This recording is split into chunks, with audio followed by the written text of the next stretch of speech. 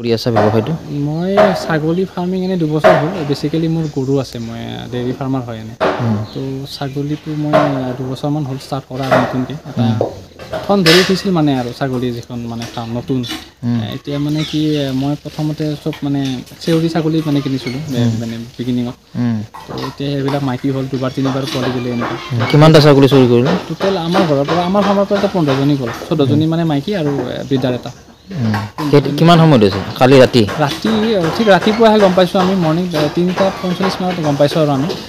এনেকুৱা ৰাতিয়ে হ'ব নিশ্চয় এনেকুৱা। মানে কাৰোবাক ছাছপেক্ট বা সন্দেহ কৰা হৈছে নেকি? ঠিক সেনেকুৱা নাই, মানে সকলোত মিলি মানে থকা যায় বস্তুবিলাক। চিকুলিবিলাক কাটি লৈ গুচি গৈছে আমাৰ তলাবিলাক ভাঙি পেলাই এনেকুৱা। মানে এনেকৈ চিকুলি কাটি কিনে লৈ গৈছে ন?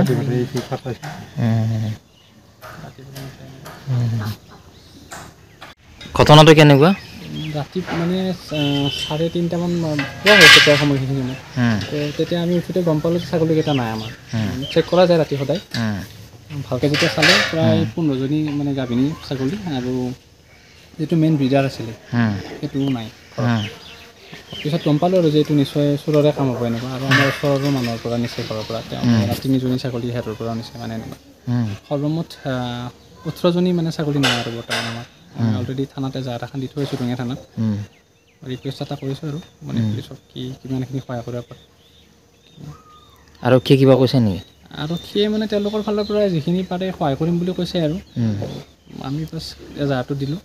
থানাত আগতে যাই পোৱা নাই বাৰু, আজি প্ৰথম মানে এনেকুৱা থানাৰ লগত চিনাকি। তো আমাৰ ফালৰ পৰা যিখিনি ইনফৰমেশ্যন তেওঁলোকক লাগে সেইখিনি দিছোঁ। চাওঁ কি কৰে আৰক্ষীয়ে।